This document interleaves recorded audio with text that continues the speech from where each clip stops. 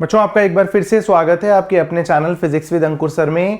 इस वीडियो के अंदर मैं आपको पहले तो ये बताने वाला हूं कि 2025 जो सबसे मुश्किल पेपर दुनिया बोलती है उसमें केमिस्ट्री में कितने क्वेश्चंस एनसीईआरटी बेस्ड थे या एनसीईआरटी एग्जाम्पलर से डायरेक्ट थे। दूसरा, इस टाइम पे आपको किन सोर्सेज को मोस्ट प्रायोरिटी देकर के सबसे ज्यादा प्रायोरिटी देके प्रायोरिटी 1, प्रायोरिटी 2, प्रायोरिटी 3, प्रायोरिटी 4 ये सोर्सेज को आपको किस प्रायोरिटी में कवर अप करना चाहिए। तीसरा कि अगर आपको एनसीईआरटी रीडिंग केमिस्ट्री के लिए करनी है या नहीं करनी है। फोर्थ इंपॉर्टेंट बात है कि नई एनसीईआरटी या पुरानी एनसीईआरटी। ठीक है बच्चों, तो ये 3-4 सवाल जो हैं इसके आपको जवाब मिल जाएंगे इस वीडियो तक। मैं कोशिश करूंगा वीडियो थोड़ा प्रिसाइज रहे, बट आप वीडियो को अंत तक देखिएगा, थोड़ी चीजें आपको समझ आएंगी। कुछ चीजों को मैं डायरेक्टली बोलता हूं कि देखो मैं जो कह रहा था ये मैं कहना चाहता हूं। कुछ चीजों को मैं आपको इनडायरेक्टली बोलता हूं। आपको कुछ चीजें बिटवीन दी लाइन समझनी होती है कि जो सर बोल रहे हैं इसका क्या मतलब है या हमें कैसे फॉलो करना है आप चीजों को, क्योंकि अब आपके पास 45 डेज रह गए हैं नीट एग्जाम के लिए। अब आपके पास मल्टीपल सोर्सेज हैं, अब आप सारे सोर्सेज से पढ़ नहीं सकते, और बेटर क्या रहेगा कि आप क्या सोर्स से पढ़ें जिससे क्वेश्चंस आने की संभावनाएं ज्यादा हों, कंप्लीट भी किया जा सके। ऐसे तो अनलिमिटेड क्वेश्चन है, 1 लाख क्वेश्चन मार्केट में अवेलेबल, आप कर थोड़ा सकते हैं इस मोमेंट पे, और अगर कर लेंगे तो रिवाइज थोड़ा कर सकते हैं। कोई नहीं कर सकता 1 लाख क्वेश्चन, तो अब 10,000 क्वेश्चन, 5,000 क्वेश्चन आप नहीं कर सकते। अब संख्या 1000 से कम में आ जानी चाहिए। अगर आपको सब्जेक्ट के क्वेश्चन करने हैं तो आपको 1000 क्वेश्चन करने हैं। टॉप 1000 क्वेश्चन क्या होने चाहिए केमिस्ट्री के लिए। आज केमिस्ट्री की बात करूंगा। फिजिक्स के एनसीईआरटी के इंपॉर्टेंट क्वेश्चंस कौन से हैं, कॉन्सेप्चुअल क्वेश्चंस एग्जाम्पलर में, एग्जाम्पलर के इंपॉर्टेंट क्वेश्चंस कौन से हैं, ये वीडियो में ऑलरेडी डाल चुका हूं। और ये भी आपको एक वीडियो डाल चुका हूं जो 3 विलेन वाली है कि केमिस्ट्री इस बार जेईई मेन में काफ़ी लेंदी हो सकती है। नीट में इनऑर्गेनिक केमिस्ट्री वाले पार्ट को थोड़ा लेंदी कर सकते हैं। फिजिकल में अगर आपकी थोड़ी कैलकुलेशन स्लो हैं तो लेंदी हो सकती है। अदरवाइज आप ये बिल्कुल मत सोचिए कि क्या अब हमें जेईई एडवांस पढ़ना है। तो मुझे बहुत बच्चों ने यूट्यूब कमेंट्स में बोला कि सर मेरे 140 आ रहे हैं, 150 आ रहे हैं, क्या आप मैं जेईई एडवांस के बता सकते हैं आप सेलेक्टेड क्वेश्चन कौन से कर लूँ। हाँ, तो मैं बता सकता हूँ। जेईई एडवांस के 0 क्वेश्चन करने हैं आपको, एक भी नहीं करना। अगर आपके 150 भी आ रहे हैं तो भी आपको जेईई एडवांस नहीं करना है। और अगर आपको जेईई मेंस भी करना है, केमिस्ट्री की बात कर रहा हूँ इस वीडियो में सिर्फ, ठीक है, अगर आपको जेईई मेंस भी करना है, केमिस्ट्री और फिजिक्स का सिनेरियो बिल्कुल अलग है। केमिस्ट्री और फिजिक्स का सिनेरियो बिल्कुल अलग है, और कैसे अलग है वो भी आपको इस वीडियो में पता लग जाएगा। अभी मैं बताने वाला हूं सारी चीजें। फिजिक्स के ओरिजिनल पेपर के अंदर आपको 5-6 क्वेश्चन एनसीईआरटी दिख सकते हैं, 7 क्वेश्चन दिख सकते हैं, 8 क्वेश्चन दिख सकते हैं, बट आपको केमिस्ट्री के अंदर 5 क्वेश्चन बस आउट ऑफ एनसीईआरटी दिख सकते हैं, बाकी सब एनसीईआरटी मिलेगा आपको सारा माल। 23 का पेपर मैंने दिया, सारा पेपर एनसीईआरटी था, एक भी क्वेश्चन एनसीईआरटी के बाहर नहीं था। ठीक है, 24 का पेपर मैंने खुद दिया। ठीक है, वैसे मैं डीटीयू से कंप्यूटर साइंस इंजीनियर हूँ यार, आपको बता देता हूँ, 20 सालों से मैं फिजिक्स पढ़ा रहा हूँ। ठीक है, और मैं ये कहना चाहता हूँ कि मैंने 24 का पेपर खुद दिया। तो केमिस्ट्री की बात करो, फिजिक्स नहीं बता रहा हूँ आपको, केमिस्ट्री बता रहा हूँ। केमिस्ट्री मेरे दोनों बार 170 आए। 2025 का पेपर मैंने देखा नहीं था क्योंकि उस दिन फिजिक्स का पेपर लाइव सॉल्व करने वाला मैं अकेला प्राणी था तो बोर्ड पे सॉल्व करने के लिए, तो उस समय मैं फिर केमिस्ट्री देख ही नहीं पाया, फिर रह गया। जब खुद ही दे के आया था पेपर 23-24 तो पूरा याद ही रह गया पेपर, है ना। 25 का पेपर भी केमिस्ट्री का बिल्कुल डिसेंट पेपर था, कुछ खास पेचीदा मामला नहीं था। मैंने कुछ क्वेश्चंस के लिए लिख भी लिया है कि कहां पे थे। वैसे मैंने मैप किए तो मेरे को तो 40 से ज्यादा क्वेश्चन एनसीईआरटी मिल गए। एनसीईआरटी और एनसीईआरटी एग्जाम्पलर में 40 से ज्यादा क्वेश्चन मिल गए मैंने मैप किए, बट कुछ मैंने बता भी रखे, क्विकली बता दूंगा। हर ये आप 3600 वीडियो ऐसे यूट्यूब पे देख भी चुके होंगे तो आपका बहुत ज्यादा इंटरेस्ट होगा भी नहीं इन चीजों के जानने में, बट फिर भी एक बार मैं आपकी आंखें खोल देता हूं, क्योंकि इस समय लोग कह रहे हैं सर एबीसी इंस्टीट्यूट का सर पैकेज कर ले सर, स्टडी मटेरियल कर ले सर, और सर वो सोलोमन्स कर ले सर, आईएल फिनार कर ले सर, मॉर्सन बॉयड कर ले। भाई ये क्या मतलब है। मेरे को लगता है कि कॉर्पोरेट इंस्टीट्यूट्स में 3 बुक्स, बाकी देखिए मैं किसी बुक के अगेंस्ट नहीं बोलना चाहता हूं, क्योंकि अभी तो चैनल बना नहीं है, बनने से पहले बंद करा देंगे ये अमीर लोग मेरा चैनल। ठीक है, तो मॉर्सन बॉयड हो गया, आईएल फिनार हो गया, सोलोमन्स हो गई, और भी बहुत किताबें आती हैं, मैं किसी का नाम नहीं ले सकता। तो ऐसी कोई भी किताब जो जनरल है फिजिकल केमिस्ट्री की, जनरल है ऑर्गेनिक केमिस्ट्री की, जनरल है इनऑर्गेनिक केमिस्ट्री की, आपको पर्टिकुलरली जेईई एडवांस के लिए करनी है आप कर लीजिए। मेंस और नीट के लिए तो जरूरत नहीं है। बहुत सारी पब्लिकेशंस हैं, अरिहंत है, एमटीजी है, श्री बालाजी है, और भी हैं। इनकी जो आईआईटी जेईई की बुक्स आती है, लिखा है भाई for IIT JEE mains, for IIT JEE advance, for NEET and JEE main, जो भी बुक्स उठा लीजिए, उसमें से कर लीजिए। उसमें कुछ आउट ऑफ सिलेबस करने के चांस नहीं होंगे। तो वो जमाना ही नहीं रह गया आपकी एक फिजिकल की बुक अलग, एक ऑर्गेनिक की बुक अलग, एक इनऑर्गेनिक की बुक अलग। आपके पास सारे चीजें हैं, सब कुछ यहां पर एनसीईआरटी का ही है। आपके पास सारी चीजें एनसीईआरटी की हैं, एनसीईआरटी करनी है। एनसीईआरटी एग्जाम्पलर के क्वेश्चन मैंने एज इट इज उठे हुए देखे, मैं भी क्विकली आपको दिखाता हूं। उसके अलावा करना है आपको तो इनऑर्गेनिक केमिस्ट्री, क्योंकि वो भी एनसीईआरटी बेस्ड होती है, जेई में भी और नीट में भी। इनऑर्गेनिक केमिस्ट्री की आप जेई मेन कर सकते हैं 2021 से 2025 तक, 26 तक, 24, ठीक है। उससे कुछ नहीं होगा, थोड़ी स्पीड बढ़ जाएगी, क्योंकि इस बार जेई में ना इनऑर्गेनिक के क्वेश्चन में 10 कंपाउंड दे दिए भाई, उसमें से पूछा कितने पैरामैग्नेटिक है, कौन कौन सा पैरामैग्नेटिक है, ऐसे ऐसे करके, तो बहुत लेंदी हो गया था। वो एनसीईआरटी बेस्ड ही, कोई एनसीईआरटी के बाहर नहीं था एनसीईआरटी बेस्ड, बट लेंदी बहुत दे दिया, तो वो थोड़ा सा देख लेंगे। फिजिकल केमिस्ट्री में कैलकुलेशन ज्यादा आई हैं इस बार पेपर में, लेंदी था। मैं कोशिश करूंगा कुछ कैलकुलेशन इंप्रूवमेंट की आपको ट्रिक्स दूंगा, log, anti log, square, square root, ठीक है, और ये आर जहां पे आ जाए, गैस कांस्टेंट, एनर्जी, ये सब चीज़ों में कहीं कहीं पर थोड़ी थोड़ी एनर्जी को आप, थोड़ी थोड़ी कैलकुलेशंस को आप क्विकली कर सकते हैं, वहां पर आपको हेल्प चाहिए होगी। अच्छा, इनऑर्गेनिक केमिस्ट्री आप जेई मेन कर लीजिए, इलेक्ट्रोकेमिस्ट्री आप करना चाहें आप जेई मेन पीवाईक्यू कर लीजिए। उसके अलावा अगर आपको करना है आप थर्मोडायनेमिक्स के जेई मेन पीवाईक्यू कर लीजिए 4-5 सालों के। और उसके अलावा आप सिर्फ जनरल ऑर्गेनिक केमिस्ट्री एक चैप्टर कर लीजिए। बाकी सारी फिजिकल केमिस्ट्री और सारी ऑर्गेनिक केमिस्ट्री में आपको जेई मेन पीवाईक्यू इस मोमेंट पे करने की जरूरत नहीं है। 45 डेज रह गए, आपको कोई बोलेगा ये भी कर लो, ये भी कर लो, ये भी कर लो। सबसे पहले होता है आप बड़े कॉर्पोरेट इंस्टीट्यूट जाते हैं, ये किताब, ये किताब, ये किताब, ये किताब, ये किताब, ये किताब, ये 8 किताबें आपको करनी, इसके बाहर कुछ नहीं आएगा। 1.5 साल बाद मैंने तो बताया था, तू ही नहीं कर पाया। तो ये सब फालतू बातें हैं बच्चों, आप उतना करिए जितना अब आप एक आपको सेंस ऑफ सेटिस्फैक्शन आ जाए। मैंने इसलिए बताया, ये वीडियो इसलिए लाया हूं क्योंकि आपको सेंस ऑफ सेटिस्फैक्शन आएगा। एनसीईआरटी और एनसीईआरटी एग्जाम्पलर करने के बाद भी केमिस्ट्री के लिए आप सेटिस्फाइड फील करेंगे कि हाँ यार ये बात सही कह रहे हैं सर, गलत नहीं कह रहे, थोड़ा सा मुझे आपको प्रूफ देना था बस, है ना। देखिए अब आप क्वेश्चन देख लीजिए, ये आपके 2025 का पेपर है, सबसे बदनाम पेपर है, सबसे बदनाम पेपर है, ठीक है। सबसे बदनाम पेपर तो यही है ना 25 का। तो ratio of wavelength of light absorb बताना है आपको, n = 2 से 3 जा रहा है, 4 से 6 जा रहा है। आपको पता है Rydberg formula, directly NCERT based है, फॉर्मूला बेस्ड है, रिडबर्ग फॉर्मूला का क्वेश्चन है। आ जाइए, ये आपको क्वेश्चन जो है 47 जो है, अब ये थोड़ा लेंदी बना दिया, 4-5 इन्होंने वो बना दिए, सॉरी स्टेटमेंट्स बना दी, उनमें से कितनी सही है कितनी नहीं है। बट अगर आप ढूंढेंगे तो आपको ये पीरियोडिक प्रॉपर्टीज के अंदर, पॉलिंग स्केल वाला पार्ट पीरियोडिक प्रॉपर्टीज के अंदर, ये भी पीरियोडिक प्रॉपर्टीज के अंदर, ठीक है। और कुछ आपको एस ब्लॉक पी ब्लॉक में मिल जाएगा, ये भी पीरियोडिक प्रॉपर्टीज में NCERT back as it is question आपको मिल जाएगा, ठीक है। सुनिए, ये फिजिक्स था, रुकिए, ये आपका एनायन के टाइम डिटेक्शन हो गया, ये सॉल्ट एनालिसिस का क्वेश्चन था। चलिए वापस आइए इधर, ये आपको ये कुछ नहीं है, मेंडियस रिडक्शन है, नॉर्मल रिड्यूसिंग एजेंट है। HBr पेरोक्साइड जो है ये आपका एग्जैक्ट एनसीईआरटी में आपको दिख जाएगा, anti Markovnikov rule. Formula based है एनसीईआरटी में, radius of nth Bohr orbit, energy निकालनी है इलेक्ट्रॉन की ऑर्बिट में, फॉर्मूला पेज नंबर 48 पे है, नई वाली एनसीईआरटी के, ठीक है। आ जाइए इधर, क्रिस्टल फील्ड थ्योरी एनसीईआरटी से, कौन सा पैरामैग्नेटिक कौन सा डायमैग्नेटिक आपको पता है, स्ट्रॉन्ग लिगेंड वीक लिगेंड आप पेयरिंग करा देंगे, वीक स्ट्रॉन्ग लिगेंड के केस में, वीक लिगेंड के केस में पेयरिंग नहीं होती। पैरामैग्नेटिक डायमैग्नेटिक, आप ये वही क्वेश्चंस है आपको सारे एनसीईआरटी में मिलेंगे, एनसीईआरटी बैक क्वेश्चन के अंदर आपको ये सारे मिल जाएंगे, सारे मिल जाएंगे, सारे मतलब सारे। हाइड नाइट्रोजन की तरह आर्सेनिक आर्साइन बनाता है, बिल्कुल बनाता है। Antimony can not form antimony pentoxide, inert pair effect, down the group जाते हैं तो +3 ऑक्सीडेशन स्टेट की स्टेबिलिटी घटती है। एनसीईआरटी में आपको इनर्ट पेयर इफेक्ट मिलेगा। एग्जैक्ट पेज नंबर भी है, मैंने उतनी रिसर्च करके exact page number, exact clipping वाली कहानी नहीं करी है, बस मैं बताना चाह रहा हूं कि आपको क्या क्या चीजें एनसीईआरटी में मिल जाती हैं। आपको एग्जैक्ट एनसीईआरटी की लाइन मिल जाएगी यहां पर, मेन ग्रुप या रिप्रेजेंटेटिव एलिमेंट्स एस ब्लॉक और पी ब्लॉक को बोलते हैं। पेज 84 पे 3.6.2 आपको एग्जैक्ट लाइन एनसीईआरटी में मिल जाएगी, आपको एग्जैक्ट लाइन, ठीक है। उसके बाद देखिए, Dalton's atomic theory could not explain which of the following. अब सुनिए, एक दिक्कत है जो मैंने नोटिस करी, देखिए बड़ी बात नहीं है, डाल्टन्स एटॉमिक थ्योरी क्या एक्सप्लेन नहीं कर पाया, बच्चों वाली बात है, लेकिन मैंने एक चीज नोटिस करी कि अगर पुरानी एनसीईआरटी जो है ना, जिसमें पूरे सारे चैप्टर्स थे, है ना, जो ओमिटेड सिलेबस भी था, तो पुरानी एनसीईआरटी के अंदर ये एग्जैक्ट लाइन नहीं है। पुरानी एनसीईआरटी में डाल्टन्स एटॉमिक थ्योरी है, बट ये एग्जैक्ट लाइन नहीं है। बट अगर आप न्यू एनसीईआरटी में 1.7 जहां पर स्टार्ट होता है सेक्शन, उससे जस्ट ऊपर एक लाइन पे पढ़ेंगे, मैंने एनसीईआरटी की क्लिपिंग नहीं डाली, मेरे पास उतनी अच्छी टेक्नोलॉजी नहीं है, उतने अच्छा लोग नहीं है, मैं अकेले काम करता हूं, आप समझ रहे हैं बच्चों, प्लीज, है ना, थोड़ा सा मैनेज करिए। पेज 16 नई वाली एनसीईआरटी पे डालेंगे, आपको एग्जैक्ट मिल जाएगा Dalton atomic theory could explain क्या क्या। तो ये कुड एक्सप्लेन में तीनों लिखा, ये एक्सप्लेन नहीं लिखा। तो नई वाली एनसीईआरटी पढ़ेंगे, except for P block elements, जो नई वाली एनसीईआरटी में नहीं है वो आप पुरानी एनसीईआरटी से पढ़ लीजिए। अदरवाइज आपको केमिस्ट्री की एनसीईआरटी रीडिंग करनी है। फिजिक्स में आप एनसीईआरटी रीडिंग को एक बार को अवॉइड कर सकते हैं। फिजिक्स में 1-2-3 क्वेश्चन का फर्क आएगा मुश्किल से एनसीईआरटी रीडिंग में, और वो 2-3 क्वेश्चन हो सकता है अपने आप भी हो जाएं।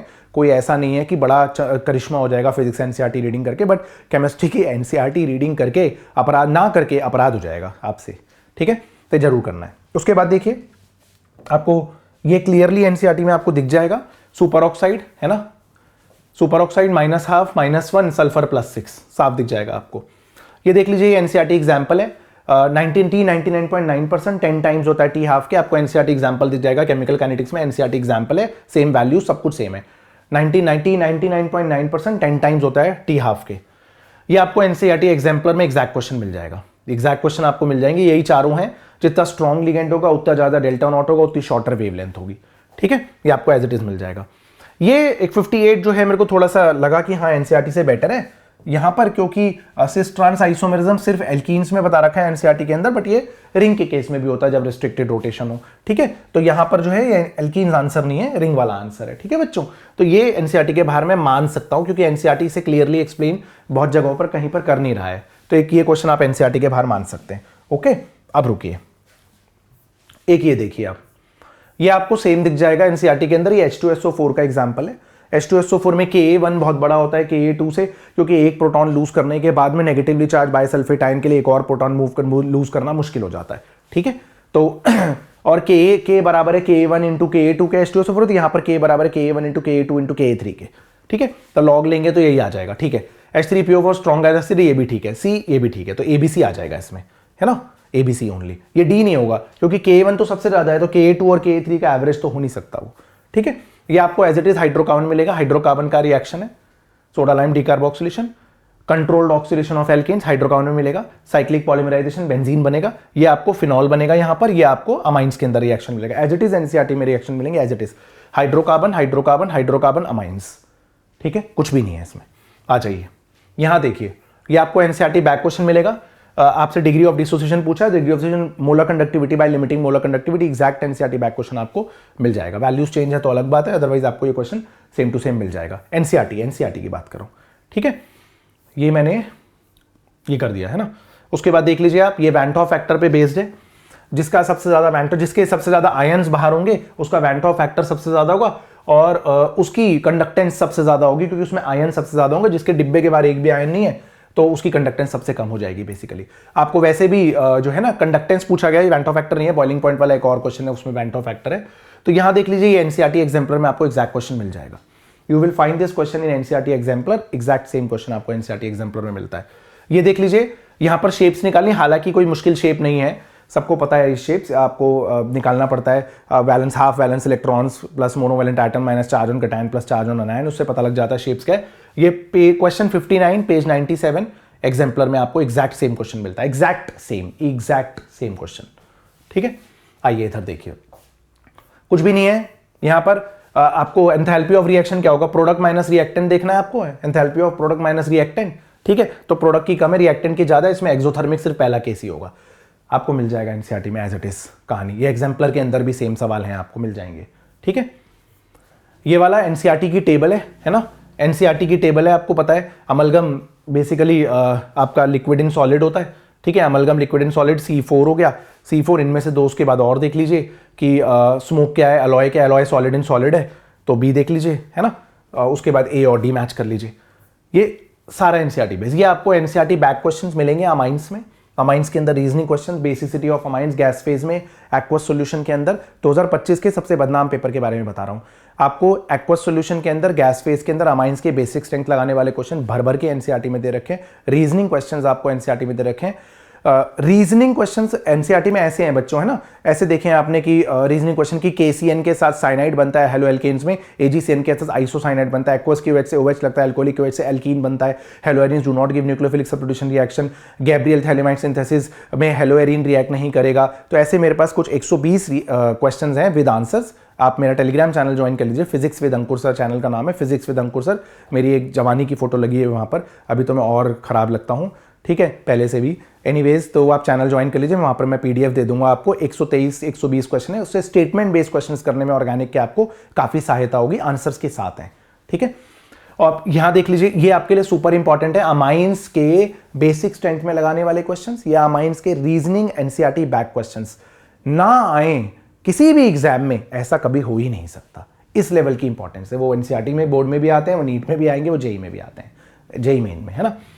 ये सिंपल मोल कॉन्सेप्ट का क्वेश्चन है, किसमें कितने एटम्स हैं, वो आप number of moles into Avogadro number करके देख लेंगे, है ना। प्लस आई इफेक्ट पे बेस्ड है, जिसका सबसे ज्यादा प्लस आई इफेक्ट उतनी कम एसिडिक स्ट्रेंथ। ये आपको एनसीईआरटी में एज इट इज मिलेगा। ये हाइड्रोकार्बन के अंदर एनसीईआरटी बैक भी है, हाइड्रोकार्बन में भी है एनसीईआरटी बैक, ठीक है। उसके अलावा हाइड्रोकार्बन नहीं, जनरल ऑर्गेनिक केमिस्ट्री के अंदर भी ये आपको मिलेगा 11th क्लास के अंदर, और ये एल्डिहाइड कीटोन्स के अंदर भी आपको सेम चीज मिल जाएगी। सेम क्वेश्चन है, बिल्कुल कोई दिक्कत वाली बात नहीं है, ठीक है, कलेश ही नहीं है कोई। चलिए, उसके अब जानते ही हैं इसमें क्या आंसर होने वाला है। Formic acid strongest organic acid है, बिना कुछ लगा हुआ मामला है, तो फिर ये खत्म। प्लस आई इफेक्ट से एसिडिक स्ट्रेंथ कम होती है, ठीक है। ये आपको एनसीईआरटी में टेबल मिल जाएगी। B12 परनीशियस एनीमिया है आपका, है ना। B12 की कमी से A का 4 B12 परनीशियस एनीमिया हो गया, और विटामिन डी से रिकेट्स होता है ना। तो डी से आपका D का 3 है, तो रुक जाइए, क्या करा हमने, नहीं D का 3 नहीं, A का 4, ठीक है, A का 4 और B का 3, ठीक है बच्चों। उसके बाद आपका B2, ये B2 B6 चेलोसिस कन्वर्जन्स, ठीक है। ये बी सीरीज के आपको सारे वो याद करने पड़ेंगे, है ना भाई। आप जानते हैं सारे नेम्स आपको, ये तो आप तो बायो वाले बच्चे हैं, मैं तो इंजीनियरिंग का आदमी हूँ, है ना। रेटिनॉल, थायामीन, उसके बाद राइबोफ्लेविन, उसके बाद ascorbic acid, calciferol, tocopherol, phylloquinone, ये सब आपको याद रखना पड़ेगा। उनकी जो भी वो है, क्या कहते हैं, डेफिशिएंसी डिजीज, है ना, ठीक है। उसके बाद देख लीजिए आप, ये आपको ऑर्गेनिक केमिस्ट्री के अंदर टॉपिक मिल जाएंगे कि कहाँ कैसे सेपरेशन किया जाएगा, ऑर्गेनिक केमिस्ट्री 11th क्लास का, ठीक है। ये एज इट इज एनसीईआरटी में आपको चीज़ें मिल जाएंगी। हो सकता है ये आपको एग्जाम्पलर के अंदर सेम क्वेश्चन भी मिल जाए, ठीक है। उसके बाद देख लीजिए यहाँ पर अगर आप देखते हैं तो यहाँ पर आपको केपी और केसी में रिलेशन निकालना है। आपको 6.5 प्रॉब्लम पेज 179 पे मिल जाएगी, केपी केसी के बीच में रिलेशन निकालने का, ठीक है बच्चों। आ जाइए, इधर आइए वापस। कितने आपको मोनोक्लोरिनेशन के प्रोडक्ट मिलेंगे, ये आपका एनसीईआरटी बेस्ड क्वेश्चन है। एनसीईआरटी में ऐसे क्वेश्चन हैं कि ऑल आइसोमेरिक पेंटेन्स में मोनोक्लोरिनेशन के कितने प्रोडक्ट्स होंगे, ठीक है। यहाँ पर बॉन्ड डिसोसिएशन एंथैल्पी आप जानते हैं, हाइब्रिडाइजेशन देखना, sp हाइब्रिड कार्बन के केस में बॉन्ड डिसोसिएशन एंथैल्पी सबसे ज्यादा होगी।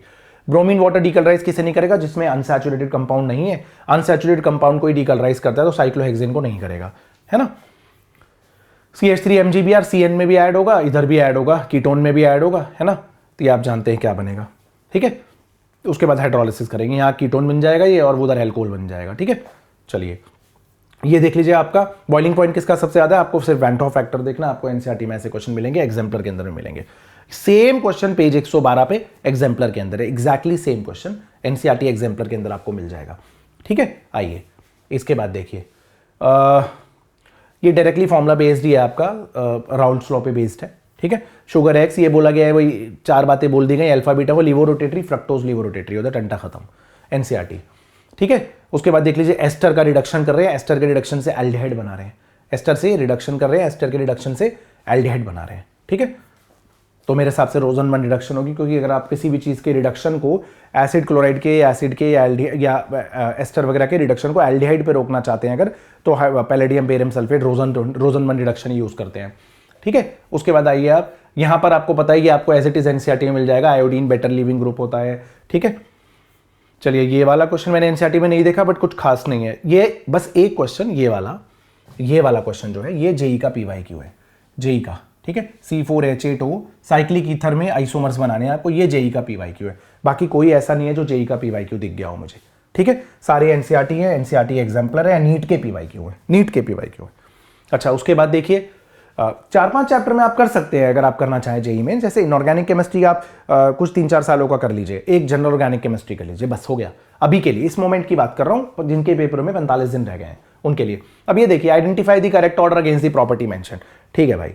ऐसा है ना कि भाई bond enthalpy triple bond single bond, D तो सही है, चल भाई डी तो सही है, तो ये तो 2 ऑप्शन एलिमिनेट हो गए। उसके बाद मुझे क्या नहीं समझ आ रहा, अच्छा उसके बाद मुझे ए और बी में देखना है। अब डाइपोल मोमेंट मुझे याद नहीं है कि डाइपोल मोमेंट किसकी ज्यादा है किसकी नहीं है, तो मैं बता नहीं सकता, लेकिन मुझे इतना समझ आ रहा है कि XeF2 में सबसे ज्यादा लोन पेयर होंगे, ना कि सबसे कम होंगे, तो बी गलत है। तो हो गया भाई ए और डी, टंटा खत्म, कोई टेंशन वाली बात ही नहीं है। तो ये देख लीजिए, लेसाइंस टेस्ट आपका, ये तीनों, ये सोडियम के साथ रिएक्शन होता है, ठीक है, ये तीनों सही है, ये वाला नहीं है। आपको एज इट इज एनसीईआरटी के अंदर एनसीईआरटी की एज इट इज थ्योरी मिलेगी, एज इट इज थ्योरी, ठीक है। अच्छा, अब मैंने सबसे पहले ये बात याद रखिए कि इस 45 दिनों में आपको एनसीईआरटी अच्छे से रीड करनी है केमिस्ट्री की। सारे नई वाली एनसीईआरटी रीड करिए, क्योंकि मैंने एक दो क्वेश्चन ऐसे देखे जो एनसीईआरटी नई वाली एनसीईआरटी के अंदर एज इट इज लाइन है, बट पुरानी वाली एनसीईआरटी में वो लाइन नहीं थी। जैसे कि मैंने डाल्टन्स एटॉमिक थ्योरी वाला क्वेश्चन आपको बताया, बड़ा क्वेश्चन नहीं है, बट जो बात है वो बात है। पी ब्लॉक आप पुरानी एनसीईआरटी से कर सकते हैं। उसके अलावा आप अगर एग्जाम्पलर करना चाहते हैं, एग्जाम्पलर के सारे एमसीक्यू तो कर ही लीजिए। मैंने वैसे एनसीईआरटी और एनसीईआरटी एग्जाम्पलर के जो भी चैप्टर वाइज इंपॉर्टेंट तो यहीं लिखे हैं, और जो सर्कल करें वो सुपर इंपॉर्टेंट क्वेश्चन लिखे हैं।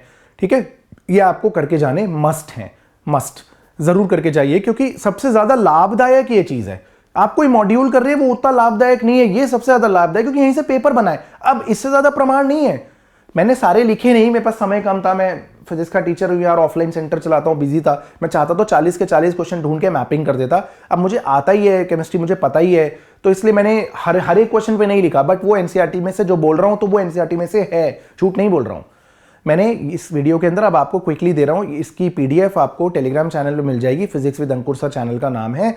वहां पर इसकी पीडीएफ डाल दे रहा हूँ। मैं आपको क्विकली बता दे रहा हूँ सारे 11th क्लास और 12th क्लास के चैप्टर्स के एनसीईआरटी इंटेक्स्ट एग्जाम्पल, जो भी इंटेक्स्ट है क्वेश्चन वो उनके सॉल्व प्रॉब्लम्स हैं, और एनसीईआरटी बैक क्वेश्चन जो सुपर इंपॉर्टेंट है वो मार्क कर दिए, जो सुपर इंपॉर्टेंट है वो सर्कल कर दिए। इस वीडियो के अंदर सिर्फ एनसीईआरटी के हैं। एनसीईआरटी एग्जाम्पलर हो सकता है मैं पीडीएफ की फॉर्म में ही डाल दूंगा टेलीग्राम चैनल पे, ठीक है, वहां पर आप उठा लीजिएगा। मैं आपको सिर्फ ये प्रमाण देना चाहता था क्यों एनसीईआरटी करनी इंपॉर्टेंट है। एक बार को आप फिजिक्स की एनसीईआरटी रीड नहीं कर रहे हैं, दैट इज परफेक्टली फाइन। 45 दिन पहले अगर आप एनसीईआरटी फिजिक्स की रीड नहीं करते हैं, कोई फर्क नहीं पड़ेगा, एक आध क्वेश्चन का फर्क आएगा, इससे ज्यादा कोई फर्क नहीं आएगा, और वो भी हो सकता है कर लें आप अटेम्प्ट। फिजिक्स कॉन्सेप्ट बेस्ड होता है, पढ़ के समझ आ जाती है चीजें कि ये क्या बोल रहे हैं, क्या कह रहे हैं, ठीक है।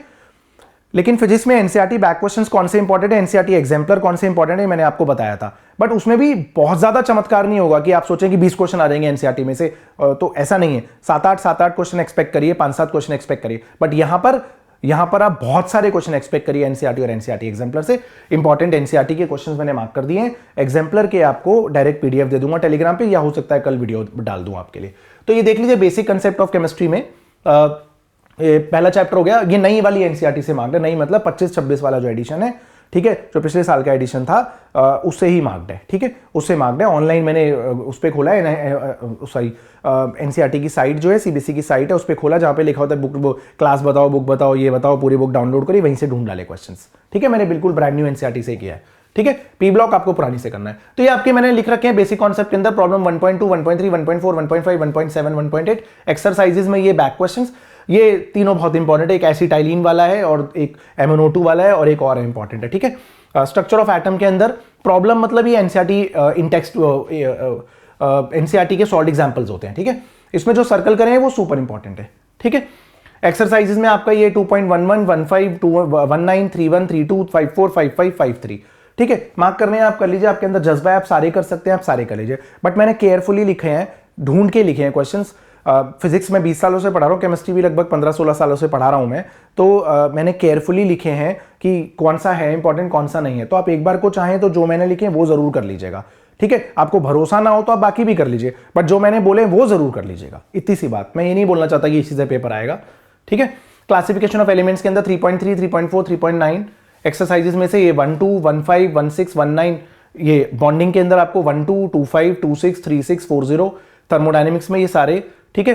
5.12, 14, 15, 17, 19 इक्विलिब्रियम में बहुत सारे क्वेश्चंस हैं। देखिए इक्विलिब्रियम में मैंने एग्जांपल्स मार्क कर दिए हैं। प्रॉब्लम जो है एक्सरसाइज में देख लीजिए आप, 69 क्वेश्चंस हैं। मैंने मार्क कितने किए, 2, 4, 6, 7, 9, 11, 13, 15, 17, 19, 21 मार्क किया है मैंने 69, 70 क्वेश्चंस में से। तो 70 में से 20 करना ज्यादा आसान है। 75 के 70 करेंगे आप पागल हो जाएंगे, परेशान हो जाएंगे बिल्कुल। रिडॉक्स के अंदर मैंने मार्क कर दिए जो मेरे को बहुत इंपॉर्टेंट लगे हैं, उसमें मैंने सर्कल कर दिया रेड कलर से। ये ऑर्गेनिक केमिस्ट्री हो गई। आपको यहीं पर आपको स्क्रीनशॉट लेना है, आप क्विकली ले लीजिए, आपको 2 मिनट लगेगा। आप नहीं तो आप टेलीग्राम पे इसका पीडीएफ प्राप्त कर सकते हैं, ठीक है।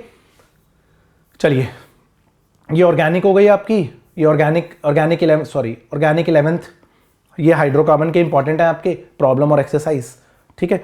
उसके बाद आपकी क्लास 12th केमिस्ट्री, सॉल्यूशन सारे नए एनसीईआरटी में से हैं। सॉल्यूशंस के इंटेक्स्ट भी है 12th के अंदर, इंटेक्स्ट एग्जांपल्स और एक्सरसाइज। तो इंटेक्स्ट क्वेश्चंस हो गए, एग्जाम्पल्स 1.4, 1.5, 1.6, 8, 9, 10, 11, 12, 13 एक्सरसाइज में ये वाले क्वेश्चन बहुत सारे हैं, 41 है यार। मैंने सेलेक्ट करे 2, 4, 6, 8, 9, 11, 13, 14, 41, मतलब 1/3 कर दिए मैंने ऑन एन एवरेज, जो कि डूएबल है यार आपके लिए। अब 70, 40, 40, 50, 50 कर नहीं पाएंगे तो आप कुछ और कर ही नहीं पाएंगे। सब्जेक्टिव, इसमें ऑब्जेक्टिव सब्जेक्टिव सब है। एनसीईआरटी के अंदर तो कम ही ऑब्जेक्टिव है, बट सब्जेक्टिव भी है, तो सब्जेक्टिव भी आपको करने ही पड़ेंगे, ठीक है। इलेक्ट्रोकेमिस्ट्री में आपने देख लिया मैंने जो इंपॉर्टेंट मार्क किए, ठीक है। कम क्वेश्चन है इलेक्ट्रोकेमिस्ट्री में 18 ही है, तो इसमें काफी इंपॉर्टेंट है, क्योंकि 18 क्वेश्चन में तो चैप्टर बड़ा है, डेटा बहुत है उसके अंदर, और 18 ही क्वेश्चन है, तो इसका मतलब यह है कि काफी इंपॉर्टेंट हो गई। केमिकल काइनेटिक्स में भी एनसीईआरटी सुपर इंपॉर्टेंट है। इलेक्ट्रोकेम में थोड़े कम क्वेश्चन हैं, बट केमिकल काइनेटिक्स की तो एनसीईआरटी अपने आप में सफिशिएंट है, ठीक है। डी एंड एफ ब्लॉक में कॉन्सेप्चुअल क्वेश्चंस जो भी हैं, आपको एनसीईआरटी की लाइन रीड करनी है सारी, एनसीईआरटी के इंटेक्स, एनसीईआरटी बैक आपको याद रखने हैं। आपको बहुत बहुत आराम मिलेगा। कोई भी इनऑर्गेनिक के अंदर एनसीईआरटी के बाहर की चीज नहीं आ सकती है। कोऑर्डिनेशन के अंदर ये आपके एग्जांपल्स है जो मैंने सर्कल किया है ना, मतलब डी एंड एफ और कोऑर्डिनेशन के अंदर तो पर्टिकुलरली बोल रहा हूँ। इनऑर्गेनिक के अंदर मतलब उस पेज को निकालिएगा, खा लीजिएगा, मैश वैश करके कॉफी वॉफी में डाल के बिल्कुल खा लीजिएगा, मतलब छोड़ के मत जाइएगा। जो मैंने आईओसी में मार्क किया है ना, मतलब आईओसी में तो सुपर इंपॉर्टेंट क्वेश्चन मार्क किए, super duper important, super duper, ठीक है। मतलब करे तो सब में इंपॉर्टेंट है, बट ये आईओसी के तो पर्टिकुलरली वो क्वेश्चन है जो मैंने पता नहीं कितनी बार देख लिए थे, ठीक है। ये आपके इंपॉर्टेंट आ गए हेलो एल्केन्स में, ये दारू के अंदर एल्कोहल्स में आ गए आपके important questions. Example in text exercise, ठीक है। एल्कोहल्स में थोड़े एनसीईआरटी बैक कम है, जो मेरे को बहुत इंपॉर्टेंट लगे मैंने वो मार्क किए। बच्चों बेटर है आप इसे ज्यादा करेंगे तो अच्छी बात है, ये मिनिमम है, बेयर मिनिमम। सर्कल वाले ऐसे किए हैं कि आप छोड़ ही नहीं सकते। ये एल्डिहाइड कीटोन्स हो गया। एग्जाम्पल इन टेक्स्ट एक्सरसाइज में क्या क्या इंपॉर्टेंट है, ये अमाइंस हो गया आपका। अमाइंस के अंदर भी आपका एग्जाम्पल इन टेक्स्ट और इंपॉर्टेंट अमाइंस के हो सके तो एनसीईआरटी बैक मैंने सारे सर्कल कर रखे, जो मैंने लिखे हैं। हो सके तो आप सारे एनसीईआरटी बैक कर लीजिएगा अमाइंस में। आप हो सकता है कि जो उसमें बेसिक स्ट्रेंथ में लगाने वाले क्वेश्चन है या उसके रीजनिंग क्वेश्चंस हैं वो आपको एज इट इज मिल जाए, नीट के अंदर स्टेटमेंट बेस में मिल जाए, बेसिक स्ट्रेंथ में लगाने को मिल जाए, मिलेंगे ही मिलेंगे। मतलब ऐसा हो नहीं सकता कि ना आए, मतलब इतने इंपॉर्टेंट होते हैं। ऐसा नहीं है कि मैं कोई प्रिडिक्ट कर रहा हूं पेपर, भाई मैं तो कुछ भी नहीं हूं प्रिडिक्ट करने के लिए है ना। मैं एक जनरल बात बोल रहा हूं कि मेरी फीलिंग है कि यार ये बहुत इंपॉर्टेंट होते हैं, बहुत इंपॉर्टेंट, ठीक है। उसके बाद ये बायोमोलिक्यूल में, बायोमोलिक्यूल में कुछ खास इंपॉर्टेंट है नहीं बच्चों। बायोमोलिक्यूल आपको सबको आता होता है, बस आपको एनसीईआरटी पूरी याद करनी होती है। इसमें कोई बैक वैक क्वेश्चन के अंदर भी प्रॉपर थ्योरी ही है, इसमें कोई नई चीज नहीं है। एनसीईआरटी बैक के अंदर वो बस थ्योरी आपको सारी आती है, तो सब आता है ना। एग्जाम्पल्स वगैरह याद कर लीजिएगा। आपको क्या करना है, अब आपको इसकी पीडीएफ के लिए physics with Ankur sir join कर लेना है टेलीग्राम, ठीक है। और उस टेलीग्राम पे आपके पास क्या मिल जाएगा, आपके पास ये एनसीईआरटी इंपॉर्टेंट क्वेश्चन की आपको पीडीएफ मिल जाएगी, जो मैं ये दिखा रहा हूं आपको पीडीएफ। एक ये आपको अभी मिल जाएगी इस वीडियो को जैसे ही आप देखेंगे। उसके बाद एनसीईआरटी एग्जाम्पलर के इंपॉर्टेंट क्वेश्चन मैं आज रात तक डाल दूंगा। एग्जाम्पलर के इंपॉर्टेंट क्वेश्चन की पीडीएफ आपको मिल जाएगी, ठीक है। एनसीईआरटी एग्जाम्पलर में तो देखिए पेचीदा क्वेश्चन भी है, आप कहाँ तक करेंगे सब्जेक्टिव। तो मैंने अपने हिसाब से जो मुझे रेलेवेंट लगे और बहुत ही इंपॉर्टेंट लगे उन्हें सर्कल कर दिया, रेलेवेंट लगे वो लिख दिए। और आपको एक चीज मिल जाएगी ऑर्गेनिक के अंदर, रीजनिंग क्वेश्चंस। रीजनिंग, अब रीजनिंग क्वेश्चंस जाते हैं ना ऑर्गेनिक के, रीजनिंग क्या होते हैं कि haloalkanes although polar are immiscible in water, क्योंकि they neither form hydrogen bond with water molecule neither और नॉर दे ब्रेक और the hydrogen bond already present between two water molecules, है ना। तो ऑर्गेनिक केमिस्ट्री के reasoning question से कुछ 120 चारों चैप्टर के 12th क्लास के, ठीक है। 12th में ही ज़्यादा रीजनिंग है, तो 12th के आपको 120 के अराउंड क्वेश्चंस विद आंसर्स मैं आपको टेलीग्राम पे दे दूंगा, ठीक है। ये आज से लेकर के कल तक आपको मिल जाएंगे, ठीक है। आप टेलीग्राम ज्वाइन कर लीजिए। कोई और रिक्वायरमेंट है आपकी वीडियो की तो बता दीजिए। जो हमारी जेईई मेन की सीरीज चल रही है रोटेशन की, जेईई मेन 2026 के क्वेश्चंस की, वो भी कंटिन्यू रहेगी बच्चों। और मोस्ट प्रोबेबली आज तो नहीं, मतलब मोस्ट प्रोबेबली मैं कल से परसों से जो मॉडर्न फिजिक्स की सीरीज चला रहा था पहले, उसमें जेईई मेंस के लास्ट 5 ईयर 2021 से 2026 के थोड़े से इंपॉर्टेंट क्वेश्चंस और चैप्टर्स या 20 इंपॉर्टेंट टॉपिक्स फॉर नीट, जिनसे कुछ 25 क्वेश्चन तक आ सकते हैं ओवरऑल। 25 से 30 क्वेश्चन तक आप एक्सपेक्ट कर सकते हैं जिन टॉपिक से, उसमें पूरे चैप्टर्स भी हैं। उनके लिए मैं वन शॉट बहुत ही जल्दी लाने वाला हूं, तो आप प्लीज़ डिमोटिवेट मत होइए। मैं कहीं ना कहीं ऐसा फंस जाता हूं, इसलिए 1-2 दिन का डिले आ जाता है। बीच में 1-1.5 महीना मैं बोर्ड्स में बहुत ज़्यादा फंसा हुआ था ऑफलाइन सेंटर्स में अपने। मैं हार्डकोर ऑफलाइन टीचर हूँ, इसलिए ऐसा हो जाता है। बट नीट वाले बच्चों के साथ नाइंसाफ़ी नहीं करूँगा, आपके लिए वीडियोस पक्का लेके आऊँगा। कल परसों से आपके पास वीडियो जब आने लगेंगी तो प्रॉपर स्केड्यूल से आने लगेंगी, ठीक है बच्चों। Thank you so much. All the very best for your exam. मेरे को ये प्रूफ देना ज़रूरी था कि आप फालतू के 36 मॉड्यूल ना करके, 36 किताबें ना करके आप सबसे पहले एनसीईआरटी करिए। अच्छा, मेरे को आपको प्रायोरिटी ऑर्डर भी बताना है, रुक जाइए, सॉरी। आपको प्रायोरिटी ऑर्डर केमिस्ट्री के लिए क्या है? प्रायोरिटी केमिस्ट्री के लिए आपकी है, सबसे पहले आपको सबसे पहले करनी है अब एनसीईआरटी रीडिंग। एनसीईआरटी रीडिंग आपके लिए मस्ट है किसी भी चैप्टर की, प्लस उसके एनसीईआरटी क्वेश्चंस। उसके बाद आपको करना है नीट पीवाईक्यूज। 38 ईयर की आती है बुक, ज़्यादा क्वेश्चन नहीं होते। नीट का पेपर भगवान की दया से एक ही साल में एक ही बार हो रहा है, कभी कभी 2 बार हुआ है। जेईई मेन थोड़ी ना है कि मतलब हर रोज पेपर ही हो रहा है। 20 पेपर होते हैं भाई साहब, एक साल तो 40 हुए थे, 32 पेपर। तो नीट पीवाईक्यूज आपको करने हैं। उसके बाद आपको एनसीईआरटी एग्जाम्पलर करनी है। एनसीईआरटी एग्जाम्पलर के ऑब्वियसली इंपॉर्टेंट क्वेश्चन, सारे नहीं, जो मैं बता रहा हूं वो इंपॉर्टेंट क्वेश्चन जरूर कर लीजिए, ठीक है। ये आपका अब केमिस्ट्री का रिवीजन पैटर्न होना चाहिए। Forget about everything. NCERT reading करनी है आपको। आपके नोट्स जो है, क्लास नोट्स, आप जितने रिवाइज कर सकते हैं वो आपके ऊपर है। आपने किसी धुरंधर टीचर से पढ़ के 400 पेज के नोट्स बना रखे हैं तो वो मैं नहीं जानता उस बारे में, वो मैं कुछ नहीं कह सकता। आप अपने क्लास नोट्स को जितना क्विकली रिवाइज कर सके वो कर लीजिए रिवीजन का। उसके बाद आपको ये फर्स्ट प्रायोरिटी पे एनसीईआरटी रीडिंग और NCERT important questions, second priority पे नीट के पीवाईक्यूज जो भी 38 ईयर के आते हैं, ज़्यादा नहीं है, 40 से ज़्यादा क्वेश्चन नहीं है, और थर्ड पे आपको एनसीईआरटी एग्जाम्पलर के इंपॉर्टेंट क्वेश्चंस करने हैं। ये बहुत है। मैं नीट के पीवाईक्यूज भी नहीं करके गया था, मैं तो फिजिक्स का टीचर हूँ, बायो पढ़ के गया था। बायो ढेला नहीं आता बायो में भाई, ठीक है। शब्द ही नहीं पता था, व्हाट इज अ सेल भी नहीं पता था, तो मैं तो बायो ही पढ़ता था। तो मेरे को तो बस एनसीईआरटी आती थी। एनसीईआरटी रीडिंग तो क्या ही करूंगा, मैं पढ़ाता हूं तो मुझे एनसीईआरटी आती है मोर और लेस, और एनसीईआरटी बैक क्वेश्चंस आते हैं। मैंने एग्जाम्पलर भी नहीं करी थी और पीवाईक्यू भी नहीं करे थे, तो मेरे 170 आए थे 180 में से केमिस्ट्री में। मैं आपको मिसगाइड नहीं कर रहा हूं, मैं आपको ये बोल रहा हूं कि पेपर बिल्कुल भी मिसगाइड नहीं कर रहा हूं। आप इसको मत समझो हम भी ना करके जाएं, आप कुछ फिजिक्स में भी कुछ नहीं पढ़ गए तो हम भी नहीं पढ़ के जाएं, ऐसा नहीं है। मैं आपको ये बोलना चाह रहा हूं कि पेपर किस हद तक एनसीईआरटी बेस्ड होता है, because I don't know anything out of NCERT in chemistry. I don't know anything out of NCERT, not even a single reaction. लोग पढ़ाते हैं Zerewitinoff's reaction, Knoevenagel reaction, pinacolone rearrangement, Fries rearrangement, Curtius rearrangement. देखा भाई कहाँ है paper में, एक बार तो दिखा दे, एक बार तो दिखा दे कहाँ आती है। बेंजाइन कंडेंसेशन, अरे पागल हो गए हो क्या? देख लो ना पेपर क्या आता है, पेपर के लेवल के हिसाब से पढ़ा दो। केमिस्ट्री में out of NCERT, fact based subject में आउट ऑफ एनसीईआरटी नहीं दिया सकता, कम से कम ऑर्गेनिक और इनऑर्गेनिक में तो नहीं दिया सकता। और फिजिकल को मुश्किल कैसे कर सकते हैं, उसकी कैलकुलेशंस को ज़्यादा करके। कोशिश करूंगा कि आपको उसकी फिजिकल की कैलकुलेशंस को इंप्रूव करने के लिए भी एक वीडियो दूंगा, ठीक है बच्चों। तब तक के लिए मैं आपसे अलविदा लेता हूं। Thank you so much, all the very best for your exam. पहले बोल चुका था बेस्ट ऑफ लक, दोबारा बोल देता हूं, बाय बच्चों।